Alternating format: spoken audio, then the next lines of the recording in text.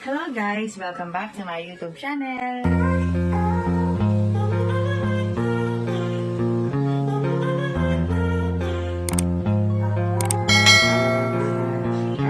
Biggest heartbreak.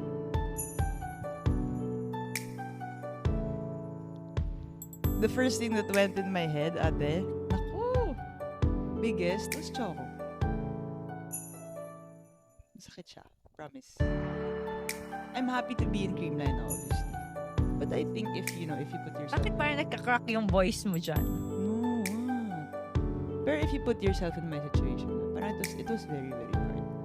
Heartbreaking talaga na I felt the need to leave or I felt na hindi namin makuha yung gusto namin ma-achieve. Masakit talaga na umalis ako without winning a championship. Masakit when masakit talaga siya. Hard. Na parang yung feeling mo na parang binigay sa'yo to tapos hindi mo nagawa yung dapat.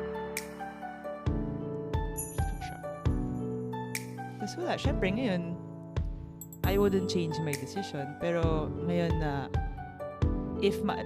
and I think when ma-achieve nila yun, I'll be very, very happy for them, the management, the whole team.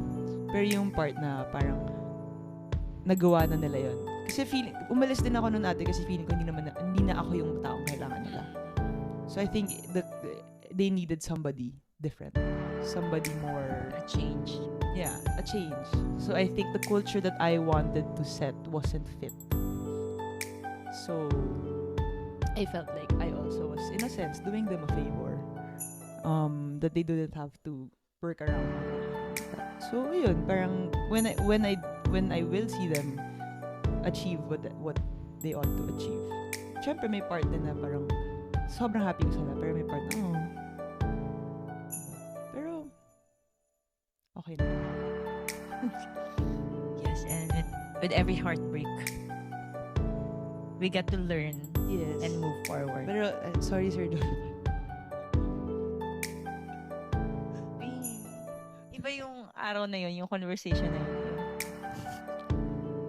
Honestly, just to share, we've talked about this also back when we had our first trip with sila Bea. Kasi, second trip na pala. Sa Korea. Sa Korea. And I think that was the first time na I felt na sobrang hurt din talaga si Bea because of what happened. So, it wasn't really easy for her to move and switch teams, but I think she just really had to do it myself. for, not just for her benefit, but Yeah. I mean for the good of the all. people there. Yeah. Lahat ng iniwan kong teammate ko doon. Syempre, at some point, pinangakuan mo, pinaasa mo, sinubuhan mo talagang dalhin doon. Kasi pareho tayo, we both have the definition of leadership. So parang ako, ang leader is more tayo sa side na there's two kinds, diba? One that will stay in front and mangunguna. Yeah. One will stay at the back and make sure na madadala mo lahat. Yeah. Me and you both are both on that other end. Yeah. So, yung feeling ko na hindi ko sila nadala doon. Of course, it's not just my job. Yeah. Diba? Hindi ko naman sinasali yun. Pero, Yeah.